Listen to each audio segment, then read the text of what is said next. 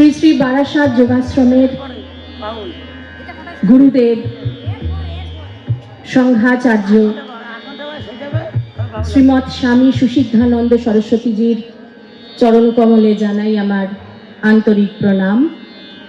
তৎসঙ্গে এই আশ্রমের প্রত্যেক ভক্ত তথা সেবক, প্রত্যেক ব্রহ্মচারী এবং অন্যান্য সন্ন্যাসীকে আমার আন্তরিক প্রণাম জানাই। এবং যার কারণে এই উৎসব অর্থাৎ শ্রী ব্রহ্মলীন শ্রীমৎ মহর্ষি সুতেজানন্দ জ্যোতি মহারাজজির শ্রীচরণ কমলে প্রণাম জানিয়ে আজকে আমাদের খুব সামান্য সময়, কারণ আমি শুনছিলাম সারা দিন ব্যাপী অনুষ্ঠান পরপর চলছে। আমার 6:30টায় সময় ছিল, আমি 6:10-এ পৌঁছে গেছি, কিন্তু কিছু করার নেই। অনেক বড় বড় মানুষরা এসেছিলেন, মহাত্মাদের শ্রীমুখ থেকে আপনারা অনেক সুন্দর কথা শুনেছেন। সুতরাং আমি বেশি সময় নেব না, এরপরে আবার আরেকটি অনুষ্ঠান রয়েছে। আমাকে 8:30 অবধি সময় দেওয়া হয়েছে। আমি চেষ্টা করছি এর মধ্যে শ্রীমদ্ ভাগবতম থেকে, ভগবান শ্রী গোবিন্দের থেকে কিছু শিক্ষা গ্রহণ করতে, একদম সংক্ষিপ্তভাবে। কারণ শ্রীমদ্ ভাগবতম তো মহাসমুদ্র, তার কোথা দিয়ে শুরু কোথা থেকে শেষ বোঝা মুশকিল, কিন্তু তার মধ্যে থেকেই যে একটি বিন্দু চয়ন করার সুযোগ হয়েছে আজ গোবিন্দ কৃপায়, তো তার থেকেও কিছু সামান্য রস যদি আমরা আস্বাদন তথা জীবনে ধারণ করি, তবেই হয়তো আমাদের যথার্থ অর্থে শ্রী গুরু সেবা সার্থক হবে। তাই কালক্ষেপ না করে মা সরস্বতীকে আবাহন করি। আর তো এসেই গেল বাগবাদিনীর আবাহনের দিন, তাকে সাধনা করবার দিন। তার আগে মৌনী অমাবস্যায় মৌন হবার দিন। মৌনতা থেকে বুত্থানকালে বাগবাদিনীকে আবাহন করে যাতে আমাদের আগামী পথ চলা আরো চৈতন্যময় হয়, প্রতিক্ষণ যাতে আমাদের চৈতন্যে আমরা জাগ্রত থাকি, সেই চৈতন্য স্বরূপিণী সরস্বতীকে আবাহন করি কথাস্থলে।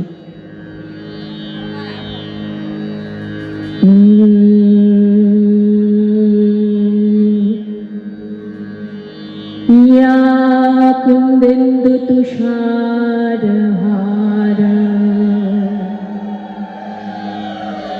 धवलाया शुभ्रवस्त्राव्रता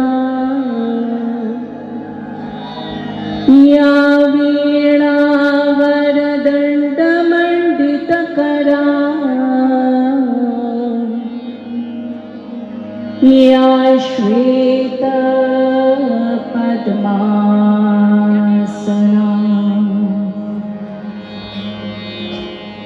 या ब्रह्माच्युत शंकर प्रभृतिभिः देवैः सदा वन्दिता सा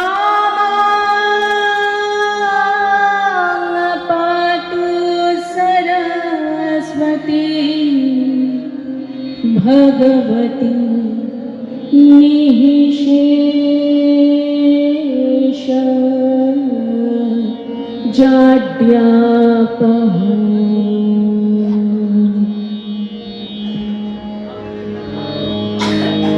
ओम गुरुर्ब्रह्मा गुरुर्विष्णुर्गुरुर्देवो महेश्वरः।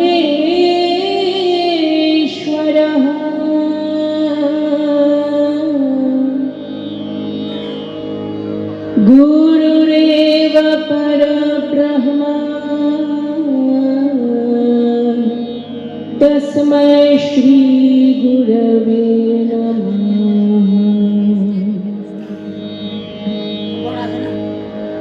हे कृष्ण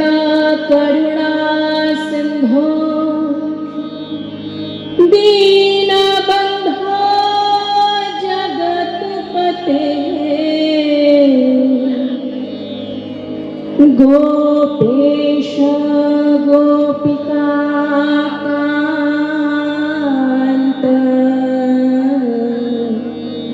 राधाकान्त नमोस्तुते।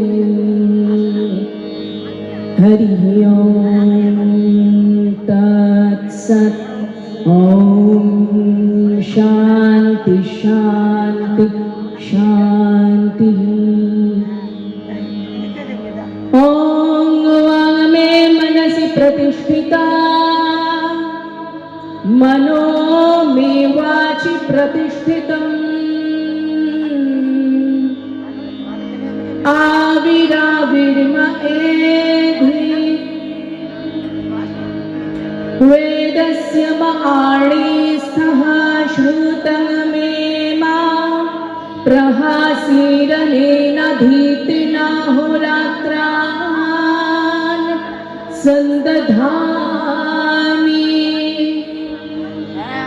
रतं वदिष्यामि सत्यं वदिष्यामि, तन्मामवतु तद्वक्तारमवतु। अवतु मामवतु वक्तारम्, अवतु वक्तारम्। ॐ शान्ति शान्ति शान्तिः।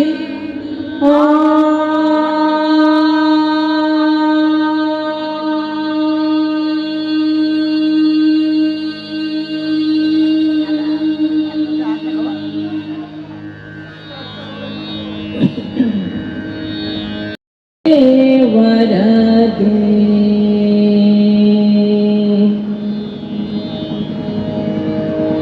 हे सारदे, हे वरदे, हे सारदे, हे वरदे। सुरदिलाय दे मधुर शब्द दे, सुरदिलाय दे मधुर शब्द दे। हे सारदे, हे वरदे, सारदे।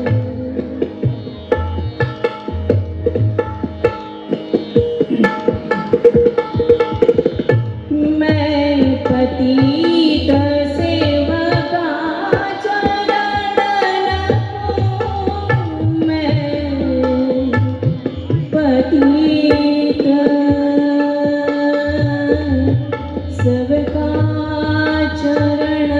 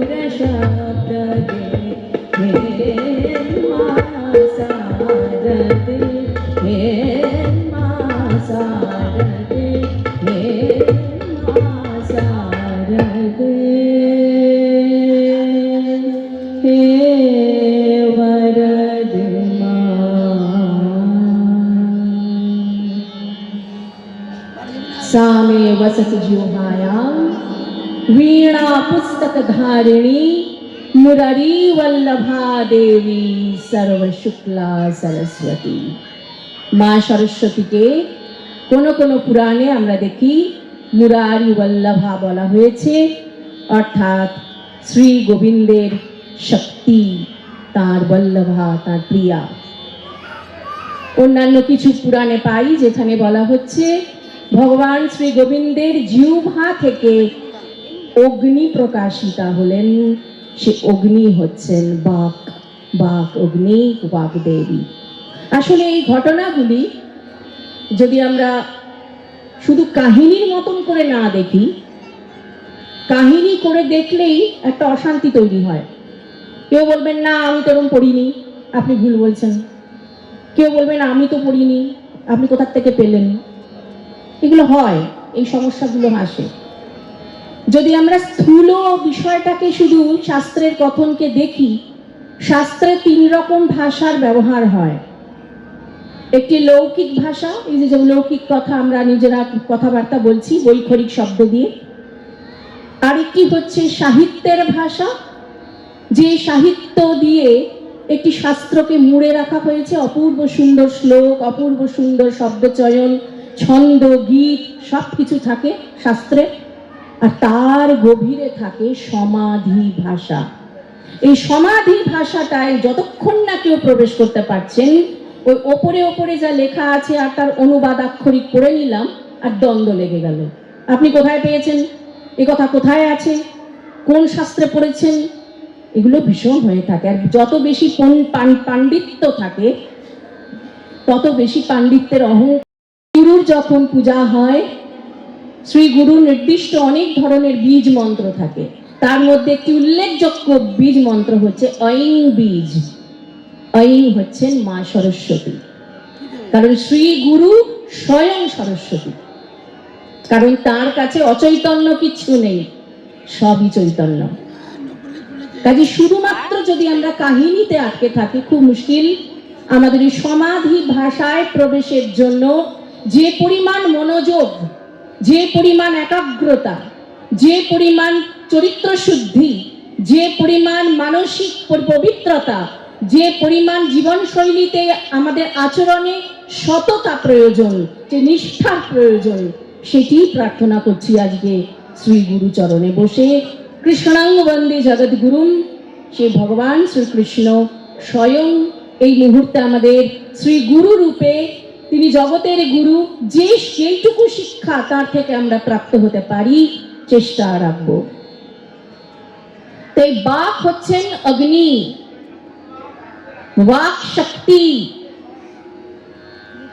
আমি সেদিনকে কোথায় বললাম, হ্যাঁ, স্বামী বিবেকানন্দ মিলন মেলা একটি অনুষ্ঠানে গিয়েছিলাম, সেইখানে একটি কথা বলেছিলাম। আমাকে কয়েকজন পরে ফোন করে জানিয়েছেন যে এই কথাটি আমাদের খুব অন্তরে দাগ কেটেছে। মানে সেটাও সরস্বতীর কৃপা, কারণ কখন কোন কথা মুখে এসে যায় জানিও না, ভেবে সব কথা বলা যায় না, তিনি যেমন প্রেরণা দেন তেমন হয়।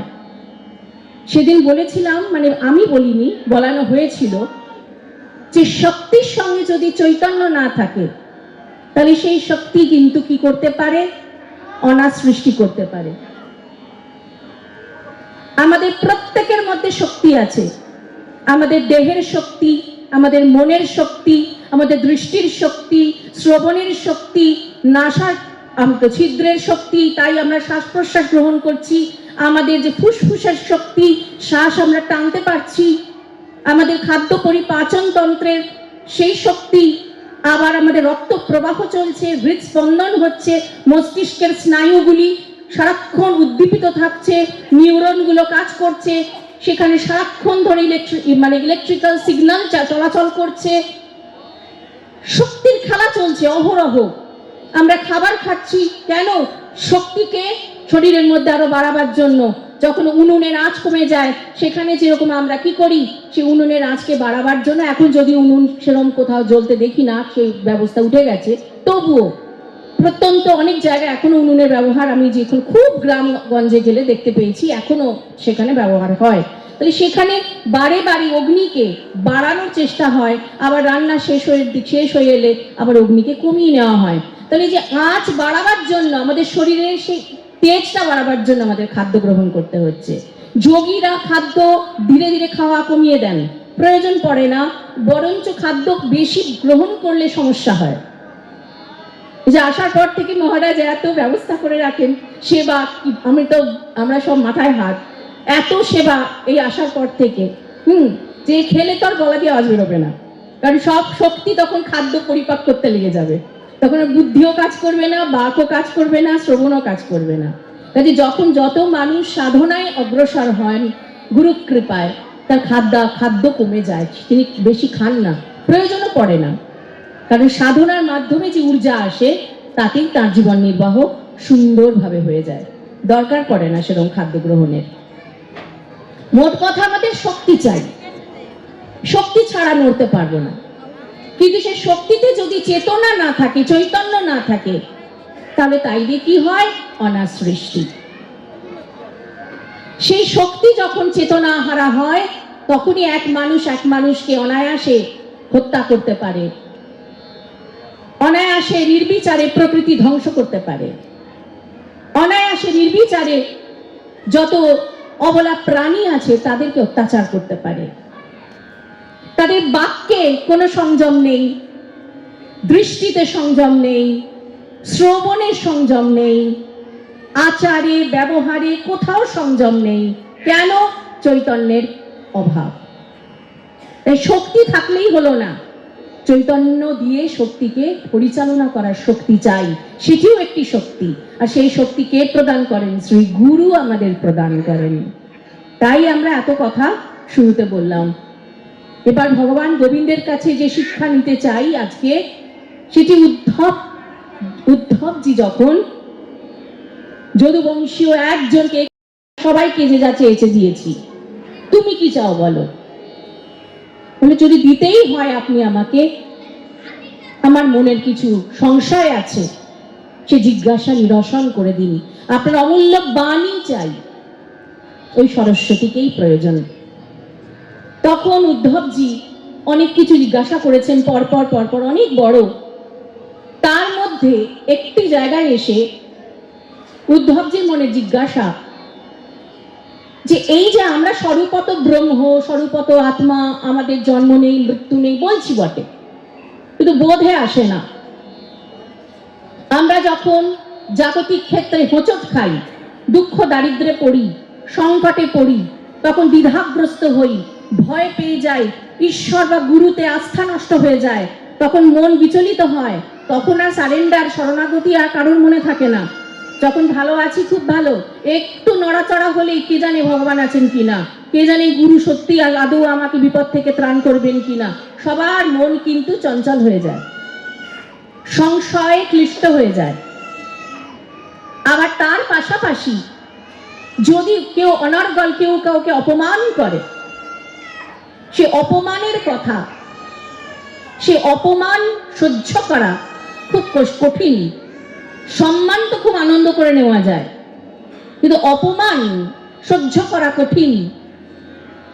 তাহলে এইরকম যে পরিস্থিতিগুলো হয়, তখন সেই পরিস্থিতিতে কিভাবে মানুষ স্মরণ করবে, কিভাবে তার মনে হবে যে আমার মান অপমান বোধ নেই, বা যে কোনো অবস্থাতেই আমি ভীত নই, আমার ভয় নেই, অভয়। কুরুক্ষেত্র রণাঙ্গনে অর্জুনকে শিক্ষা দিচ্ছেন, আর এখানে যখন উদ্ধবজিকে তিনি শিক্ষা দিচ্ছেন, এটিকে বলা হচ্ছে উদ্ধব গীতা। এবং উদ্ধব গীতার মধ্যে একটি অংশ এবার ভগবান বলছেন, বেশ, তোমাকে আমি একটি গল্প শোনাচ্ছি, একটি কাহিনী শোনাচ্ছি। এইবার তিনি একজনের কাহিনী বলতে আরম্ভ করবেন। সে কাহিনীটাও অনেক বিস্তৃত, আমি অত বিস্তার করবার আজ সময় পাবো না, শুধু ছুঁয়ে যাচ্ছি। ব্রাহ্মণ ছিলেন, অবন্তিপুরীতে বাস করতেন, এখন যাকে আমরা উজ্জয়িন বলি। তো অবন্তিপুরীতে বাস করতেন তিনি। তার জমি জায়গা ছিল, তার সঙ্গে তিনি যে সব কাজকর্ম করতেন তাই দিয়ে অনেক অর্থ, অনেক ধন সম্পদ তিনি জড়ো করেছেন। বেশ, তিনি বিত্তশালী। কিন্তু হলে হবে কি, তিনি বংশসূত্রে বংশগতভাবে ব্রাহ্মণ হলেও আচরণে ব্রাহ্মণ ছিলেন না, বরং উল্টো, অত্যন্ত কৃপণ, মানে মারাত্মক কৃপণ, আর তার পাশাপাশি অত্যন্ত দুর্ব্যবহার করতেন সকলের সঙ্গে। নিজের পরিবার পরিজনকে তিনি কোনোদিন সম্মান দেননি, বন্ধু বান্ধবদের সম্মান দেননি, পাড়া প্রতিবেশীর মানুষের সঙ্গে সুব্যবহার রাখেননি, সদ্ব্যবহার কারুর সাথে রাখেননি, এবং শুধুমাত্র অর্থ সঞ্চয়, অর্থ সঞ্চয় আর অর্থ সঞ্চয়, এটাই তার ছিল ধ্যান, জ্ঞান, মন, প্রাণ। নিজেও ভোগ করছেন না, দানও করছেন না, এবং কারু যার যেটি প্রাপ্য সেটিও দিচ্ছেন না। অনাসৃষ্টির পর অনাসৃষ্টি তিনি করে যাচ্ছেন, কিন্তু এরকম কর্মফল তো ছাড়ে না। এমন একটা সময় তার জীবনে এলো যে পঞ্চমহাযজ্ঞের অধিষ্ঠাতা দেবতাগণ ক্রুদ্ধ হয়ে গেলেন। পঞ্চযজ্ঞ কাকে বলে আমরা নিশ্চয়ই জানি, আর আপনারা যারা মহারাজের পূজনীয় গুরুদেবের চরণাশ্রিত, আপনাদের তো না জানার কিছু নেই, আমার বলাটাই বাতুলতা, তবুও কথা প্রসঙ্গে বলছি। পঞ্চমহাযজ্ঞ আমরা জানি, পিতৃযজ্ঞ, ঋষিযজ্ঞ, দেবযজ্ঞ, নৃযজ্ঞ এবং ভূতযজ্ঞ। আমরা যদি বলি প্রতিদিন 5খানা যজ্ঞ করার আমাদের সময় কোথায়? আমরা সাধারণ মানুষ, কি করে আমরা 5খানা করে যজ্ঞ, মুখের কথা, একটা যজ্ঞ করতে কত সময়, কত ব্যবস্থা, কত কিছু। বললেন না, যজ্ঞ কথাটার মানে কি? যজ্ঞ কথাটার মানে হচ্ছে আহুতি প্রদান করা, সম্প্রদান করে দেওয়া, যেটিতে আমার আর কোনো অধিকার নেই, আমি উৎসর্গ করে দেওয়া, বলিদান দেওয়া, একে বলে যজ্ঞ। 5টি যজ্ঞ প্রত্যেককে করতে হবে, এটি আমাদের উপনিষদ বলে দিয়েছেন, বেদ বলে দিয়েছেন।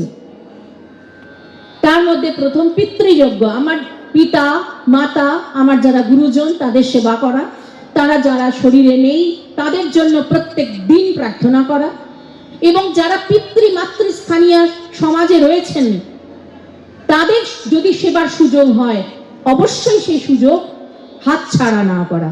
যেমন উদাহরণ, বাসে উঠেছেন, বৃদ্ধ বা বৃদ্ধা কেউ এসেছেন, সঙ্গে সঙ্গে নিজের জায়গা ছেড়ে তাকে বসতে দেওয়া, এটিও কিন্তু পিতৃযজ্ঞের মধ্যে এসে গেল। রাস্তা পার হতে পারছেন না কোনো বৃদ্ধ বা বৃদ্ধা, কোনো মানে বয়স্কা, তার হাতে জিনিসপত্রগুলো নিয়ে তার হাতটা ধরে রাস্তাটা পার করে দেওয়া, এটাও কিন্তু পিতৃযজ্ঞের মধ্যে এসে যাচ্ছে। অর্থাৎ বয়স্কদের, সিনিয়র সিটিজেন, যারা কিনা আমাদের গুরুজন, তাদের সম্মান দেওয়া হলো। এরপরে হচ্ছে দেবযজ্ঞ, যার যার ইষ্ট দেবতা, যার যার অধ্যাত্ম পথে যিনি চলেছেন, যার যার ইষ্ট দেবতা, তাকে স্মরণ মনন এবং জপ সাধন যার যেরকম ভাবে তার জীবনে রয়েছে সেটি অবশ্যই করতে হবে, একদিনও অবহেলা চলবে না। আবার তার পাশাপাশি আরেকটু ওই সমাধি ভাষায় বুঝতে হবে, আমাদের প্রত্যেকটি ইন্দ্রিয়ের কিন্তু অধিষ্ঠাতা দেবতা রয়েছেন।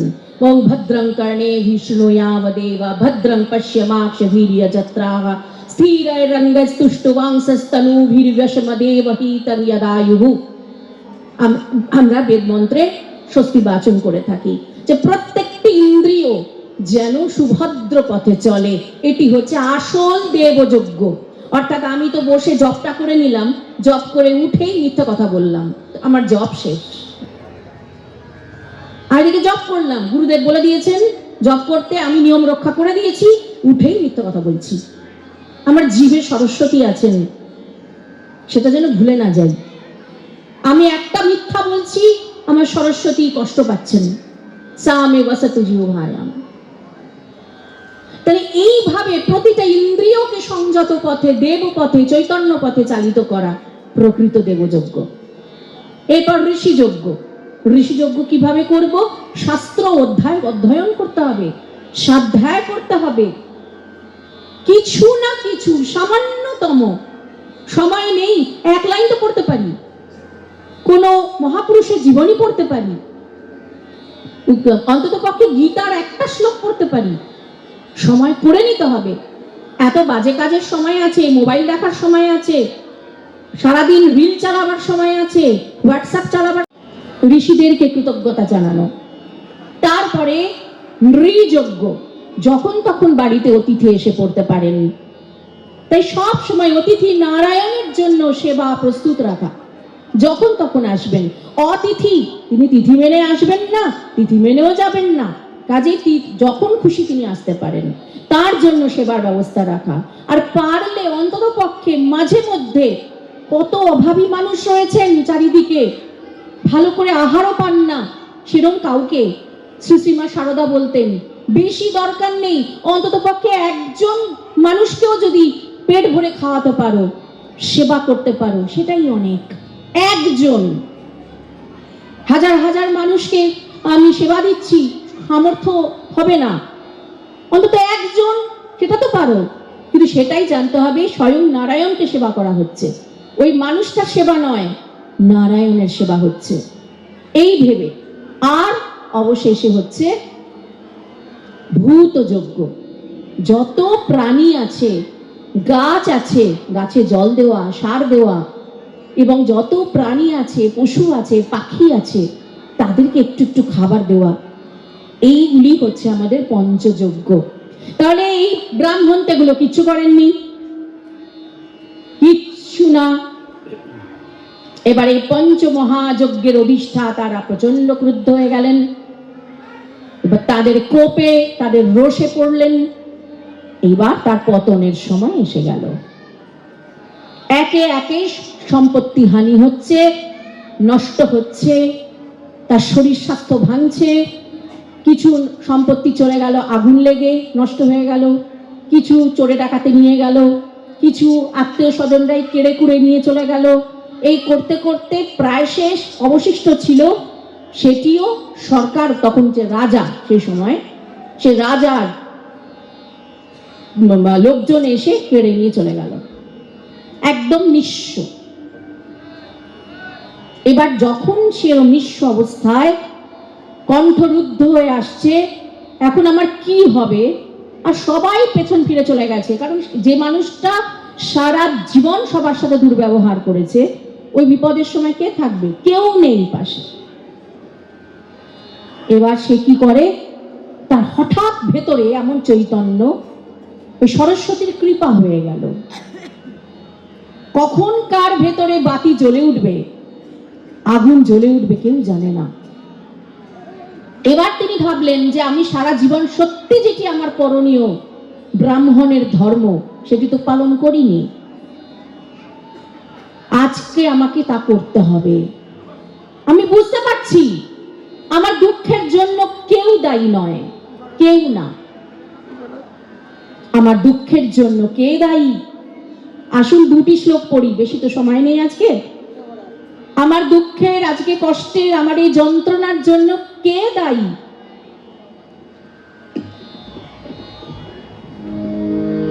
করা হচ্ছে, ও কোন উত্তর করছে না।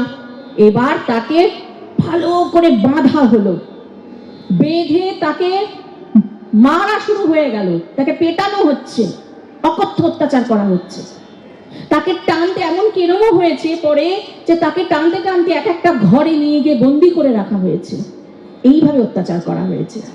আবার কখনো বা মানুষটা একটু ভিক্ষা সংগ্রহ করেছেন, নদীর ধারে বসে খেতে বসবেন, সঙ্গে সঙ্গে ওই দলটা এসে, ওইরকম কিছু মানুষ এসে, হ্যাঁ দেখো বক্তপস্যী বসে আছে, সারা জীবন কুকর্ম করে এখন সাধু সাজছে, এ ভণ্ড, চল একে মারি।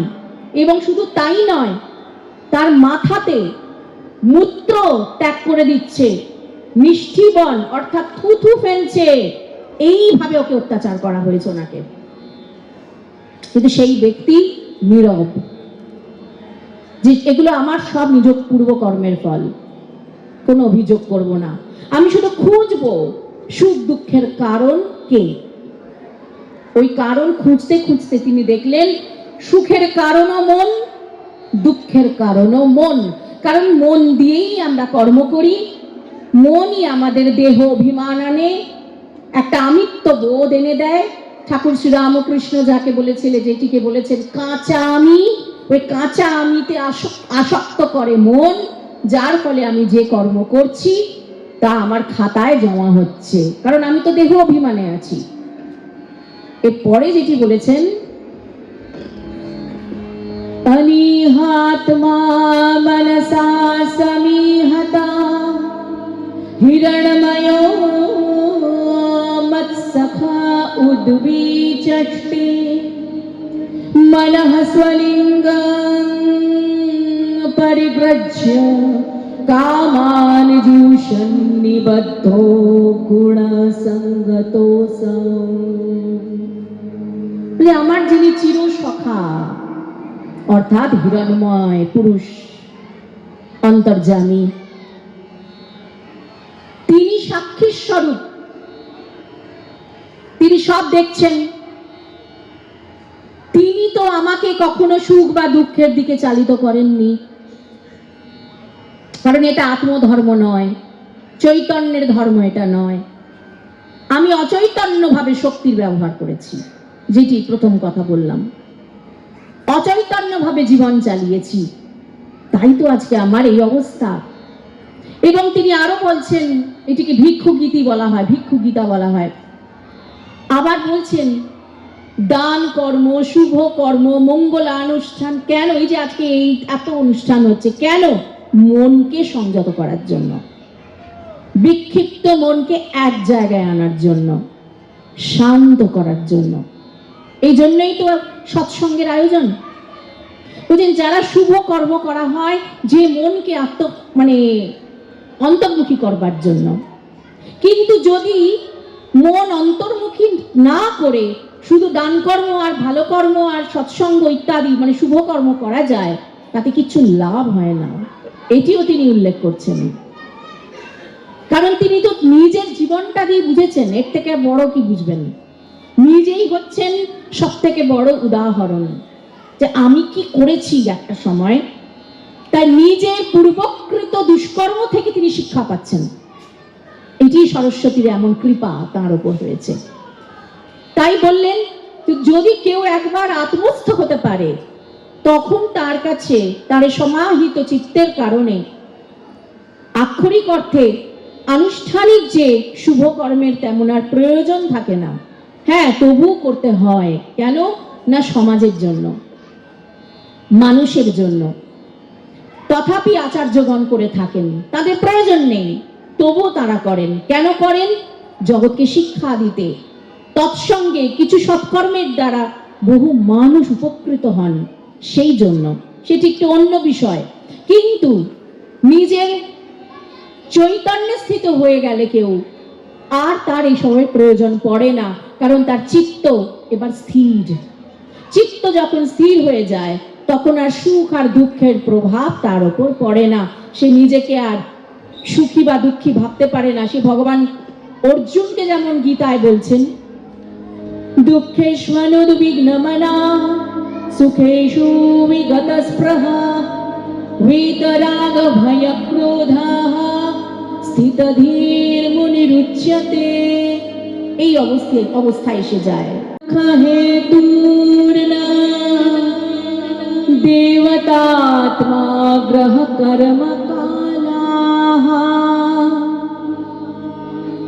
মনঃ পরং কারণমামনন্তি সংসার চক্রম परिवर्तयेद्य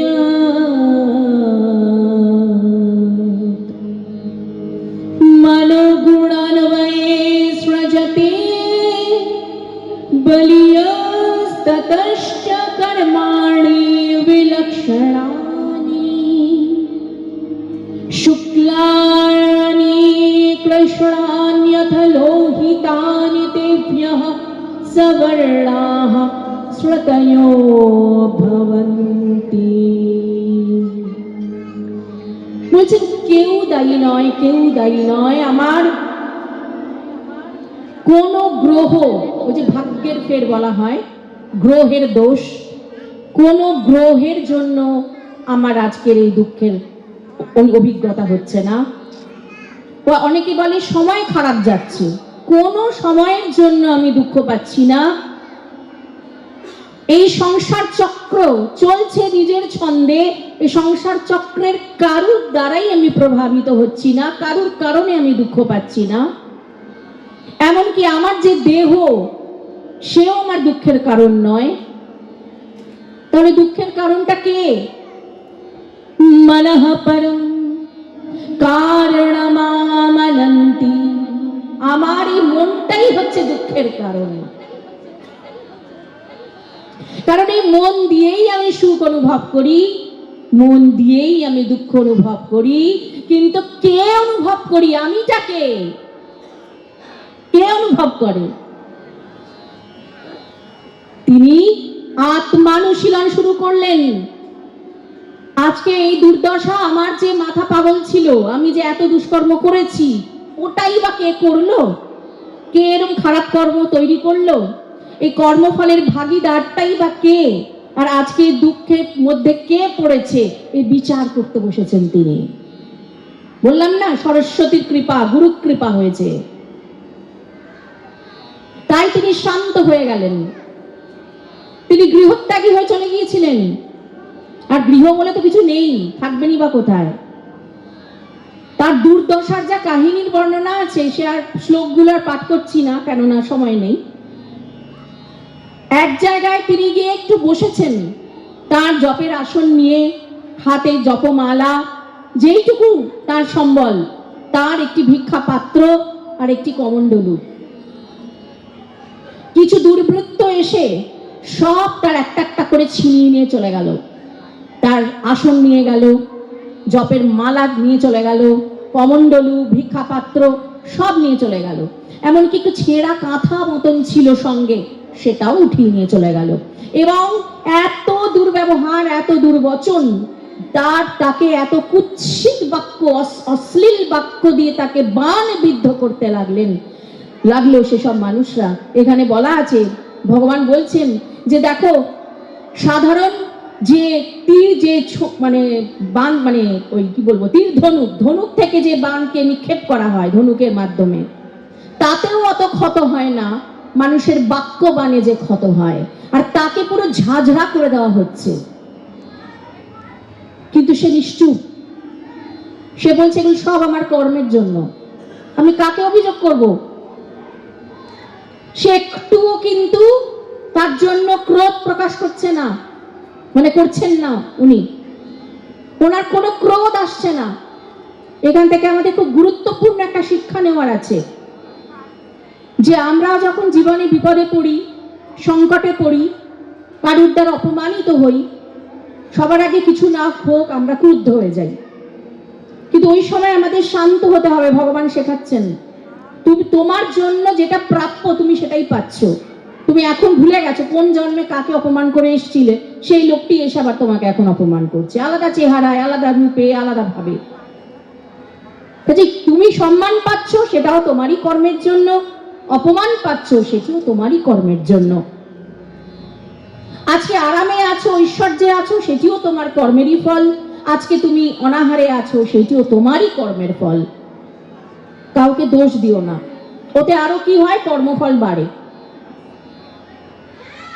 এই যে একটা শিক্ষা, ওই জন্য শ্রী শ্রী মা সারদা বলেছিলেন, যদি শান্তি পেতে চাও মা, পরের দোষ দেখো না, নিজের দোষ দেখো। অনুভবের ব্যাপার সব এই মন অহমিকার দ্বারা করাচ্ছে।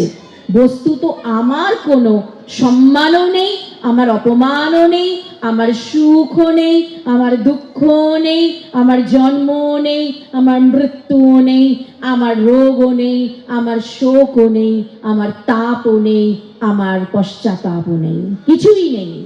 কারণ আমার কোনো কর্মই নেই। আমি কর্ম করলে তো কর্ম ফলের ব্যাপার আছে, কর্ম করলে তো তবে সুখ দুঃখ আছে, কর্ম করলে তবে তো আমার তার থেকে অনুতাপ পশ্চাতাপের ব্যাপার আছে।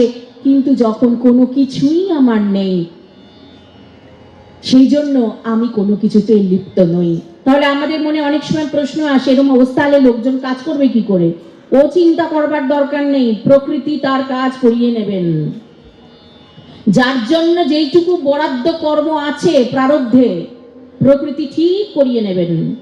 কিন্তু সেই ব্যক্তির আরেক কর্তৃত্বাভিমান চলে যায় বলে, আমি করলাম, আমি করেছি, এইটি আর থাকে না। আর এই আমিটা না থাকার জন্য তার ভাগে আর কর্মফল সঞ্চয় হয় না।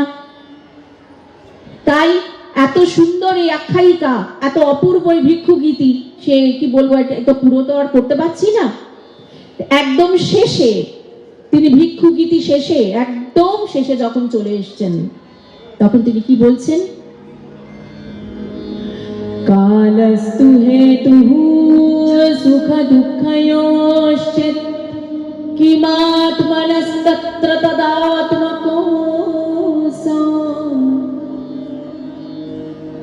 নাগ্নির্হি তাপো নহিমস্য তস্যাৎ ক্রুধ্যেত কস্मै ন পরস্য দ্বন্দ্বম ন কেনচিৎ ক্বাপি কথঞ্চনাস্য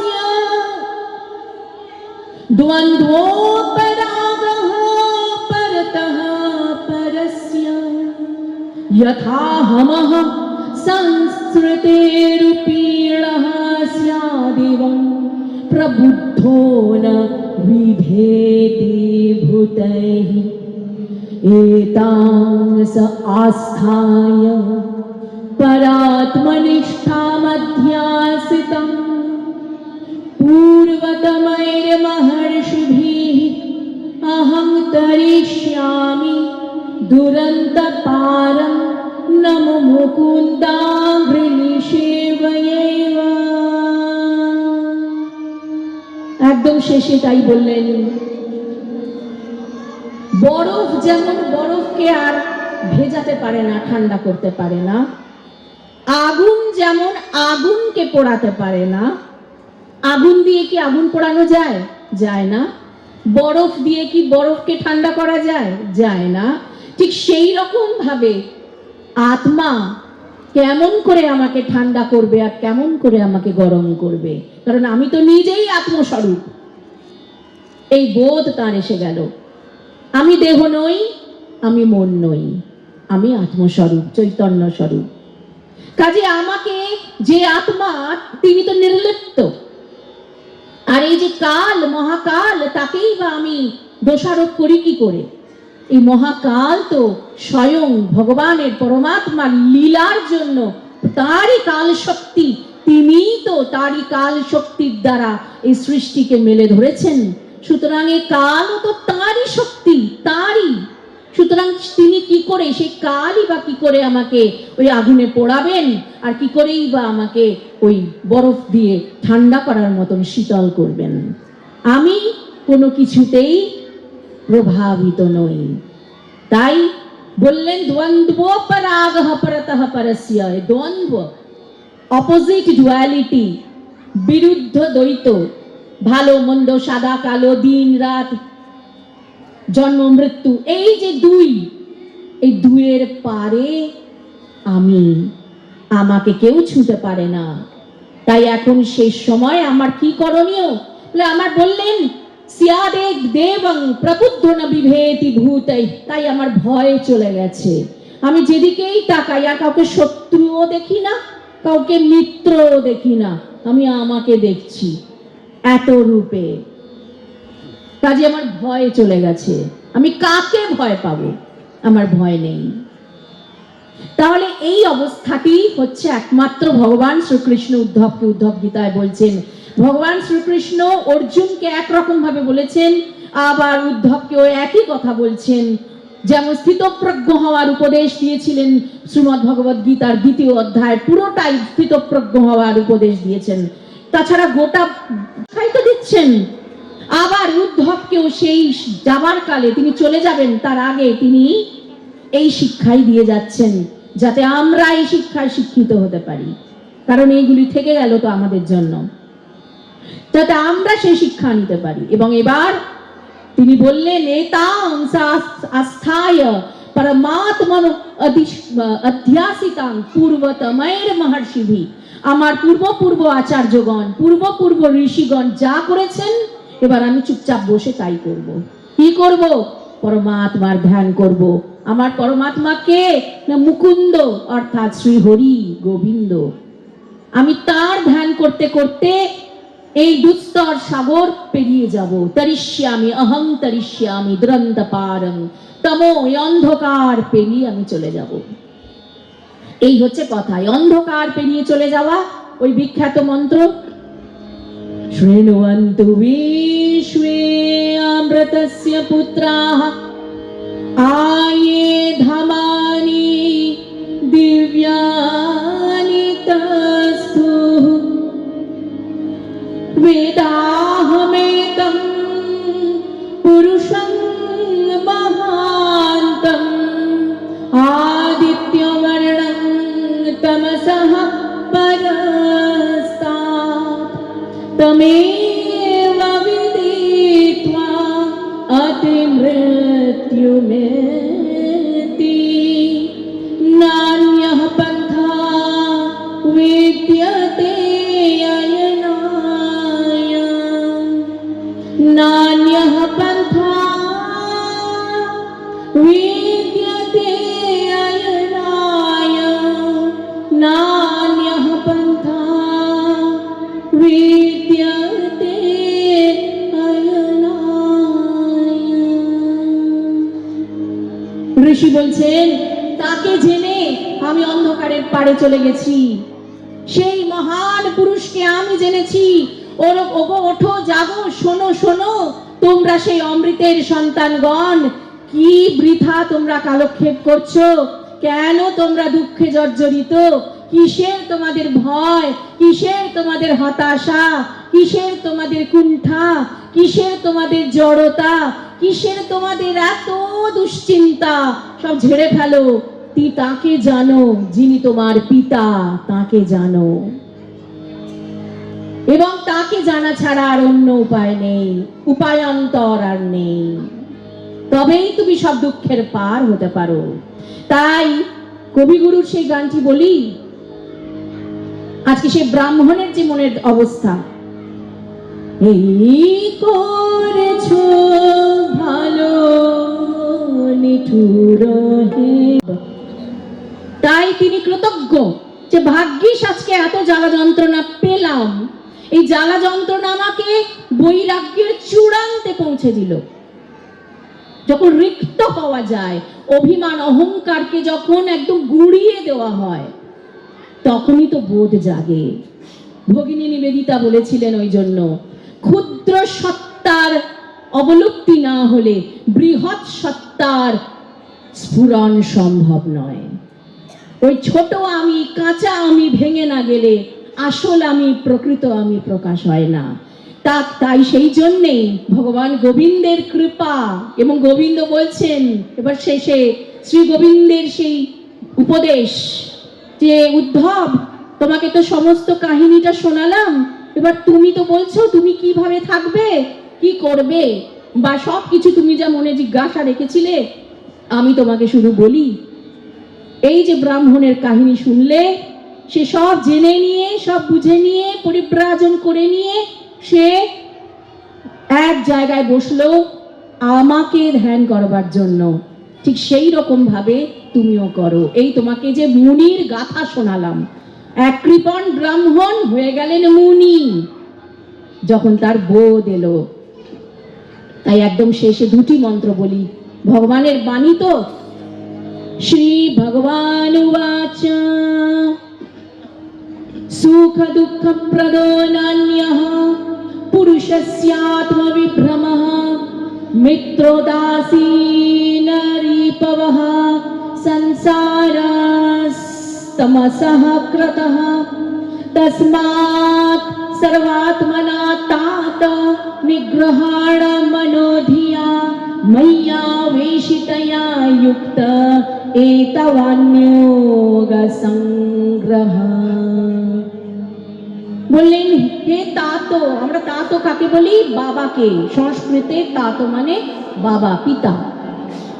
কিন্তু যখন কেউ গুরুজন স্নেহ করে বলেন বাবা, মা, ছোটদেরকেও তো আমরা মা বাবা বলি, স্নেহে বলি। আজকে উদ্ধবকে বলছেন তাত, বাবা, বৎস, বাছা। এই যা কিছু সুখ সুখ দুঃখের কাহিনী, এগুলি পুরুষকে বিভ্রান্ত করে। আসল যে আত্মা, তাকে বিভ্রান্ত করে। সে যখনই মনের মধ্যে প্রবিষ্ট হয়ে যায়, সে বিভ্রান্তির শিকার হয়ে নিজেকে একটা অভিমানের খাঁচায় বেঁধে ফেলে আর সুখী দুঃখী সম্মানিত অপমানিত অনেক কিছু ভাবতে থাকে। এগুলো কোনোটাই সত্য নয়। সুতরাং এই ব্রাহ্মণ যা করেছে তুমিও তাই করো। কি করো? নিগ্রহাণ মনোধিয়া ময়্যা বিশিতয়া যুক্ত এতাবান্য সংগ্রহ। তুমি আমাতে চিত্তকে সংযুক্ত করো, আমাতে। ঠিক যেরকম ভাবে অর্জুনকে ভগবান বলেছিলেন সর্বধর্মান পরিত্যজ্য মামেকং শরণং ব্রজ অহং ত্বাং সর্বপাপেভ্যো মোক্ষয়িষ্যামি মা শুচা। একই কথা। অর্জুনকে একরকম বললেন, অর্জুনের পাপ পুণ্যের ভয় ছিল, তাই বললেন চিন্তা করো না। উদ্ধবের তো আর পাপ পুণ্যের ভয় নেই। তাহলে দেখুন, একজন যে এখনো পাপ পুণ্যের ভয়েতে ভীত, সেরম ভক্তকেও তিনি অভয় দিয়েছেন যে সখা চিন্তা করো না, তুমি শুধু আমাতে সমর্পিত হও, আমি আছি, কোনো পাপ লাগবে না, কোনো পুণ্য হবে না, পাপও হবে না, আত্মস্থ থাকো। এবং আমাতে শরণাগত থাকা মানেই আত্মস্থ হওয়া। আবার উদ্ধবের সংস্কার একটু অন্যরকম, তিনি একদম অন্য ঠাকের মানুষ, তাই তাকে বলছেন যে এই ব্রাহ্মণ যেমন শুধু আমাতেই নিত্য যুক্ত হয়ে গেলেন, ঠিক সেই রকম তুমিও সতত আমাতে যুক্ত থাকো। অর্থাৎ তোমার মনকে আর বিক্ষিপ্ত হতে দিও না, শুধু আমার চরণে আশ্রিত করে রাখো। তাই আজকে আমরা এখানে বিশ্রামকালে বলবো, দু লাইন গাইছি, বেশি সময় নেই। নরসিংহ মেহতার একটি ভজন বিখ্যাত, ঘনশ্যাম नाथ मोहि अखियाँ प्यासी रे, मन मंदिर में ज्योत जगा दो, घट घट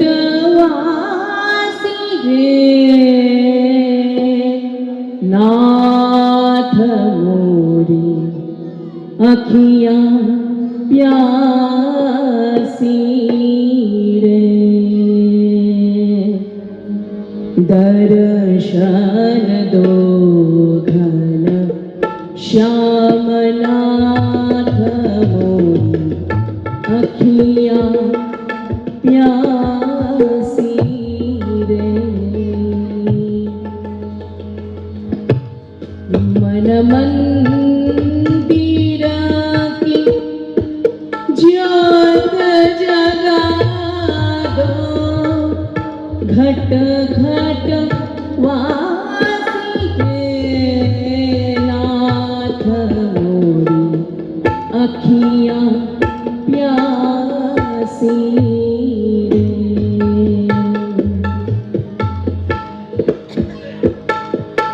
मंदिर मंदिर मूरत तेरी, फिर भी न दिखे सूरत तेरी। मंदिर मंदिर मूरत तेरी, फिर भी न दिखे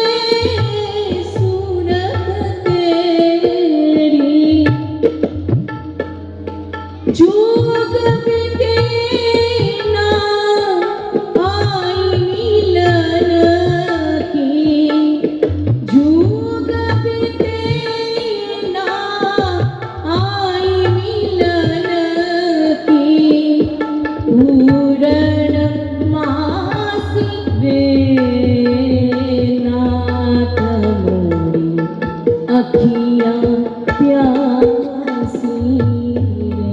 মন্দিরে মন্দিরে তোমার অজস্র মূর্তি দেখি, কিন্তু কোন মূর্তিতে তোমার শ্রীমুখ দর্শন করি না, কোথাও তুমি তোমাকে খুঁজে পাই না। যুগ যুগ বিদে চলে গেল, তোমার সাথে আমার মিলন হলো না। নরসিংহ মেহতা ভগবানের বিরাট এক ভক্ত ছিলেন, সাধক যোগী। তাঁরই ভজন। তাই বললেন মন মন্দির কি জ্যোত জগা দো, বাইরের মন্দিরে আর তোমায় খুঁজবো না, আমার ভেতরের মন্দিরে, অন্তরের মন্দিরে তুমি জাগো প্রভু।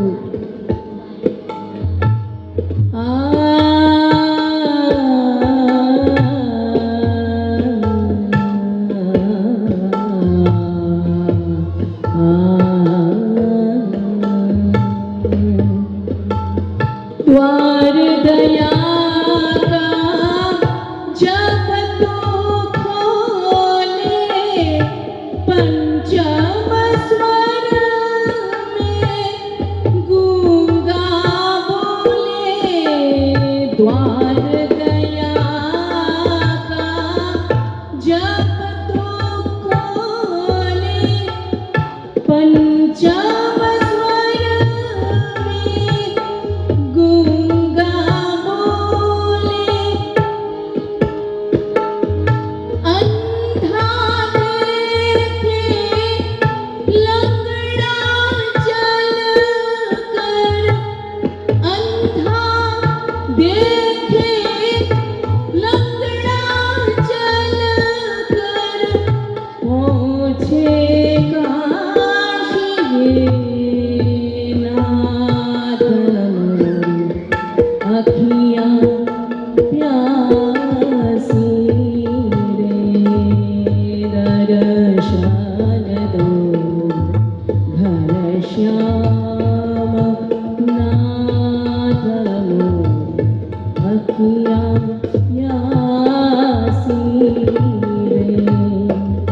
তোমার দয়ায় অসম্ভব সম্ভব হয়। যে পঙ্গু সেও গিরি লঙ্ঘন করতে পারে, যে অন্ধ তারও চোখে জ্যোতির প্রকাশ দেখা যায়, যে কিনা জন্ম থেকে বোবা সেও পঞ্চম তানে গান গাইতে শুরু করে। যদি তোমার দয়া হয় তাহলে আমি কেন তোমার দয়া থেকে বঞ্চিত থাকবো হে প্রভু। তাই একদম কথার বিরামে চলে এসেছি, আমরা হরিনাম করব। এই সুরেতেই দরবারি কানাড়া এক অসাধারণ রাগ, মধ্যরাতের রাগ। এই রাগটির রচয়িতা তানসেনজি। যখন সম্রাট আকবরের ঘুম আসতো না, এত দুশ্চিন্তা, সম্রাট তো রাত রাত জেগে থাকতেন, অসুস্থ হয়ে পড়েছেন, বৈদ্যরা কিছু করতে পারছেন না। তখন একদিন তিনি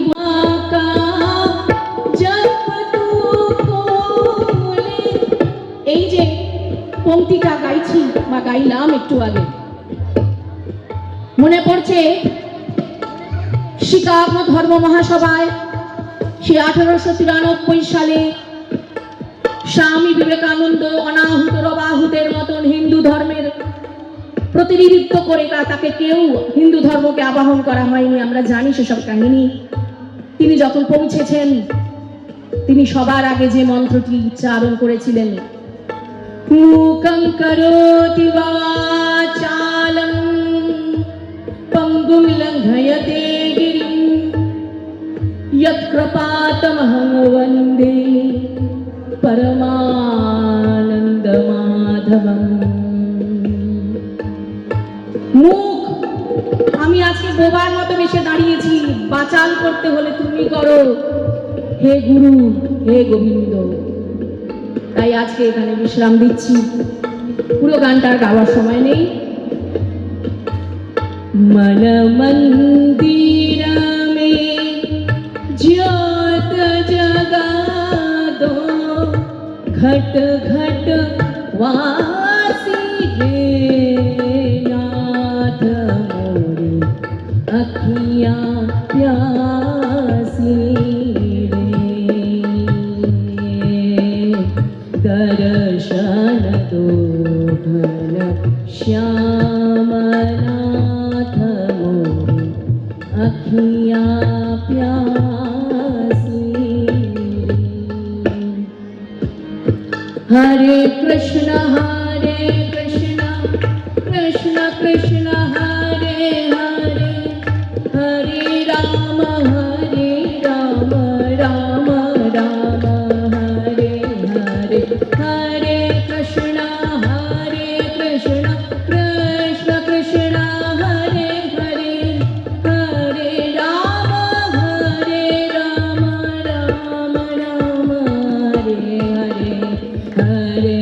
कृष्ण हरे कृष्ण कृष्ण कृष्ण हरे हरे हरे राम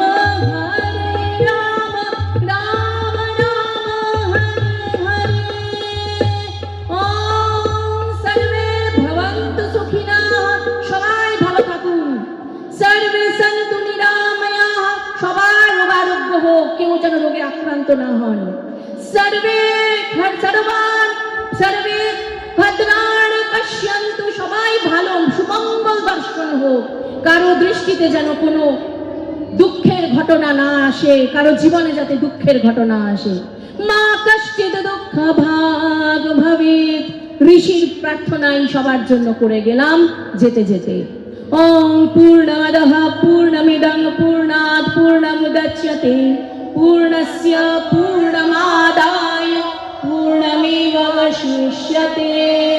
हरिः ओम तत्सत् ओम शांति शांति शांति ओम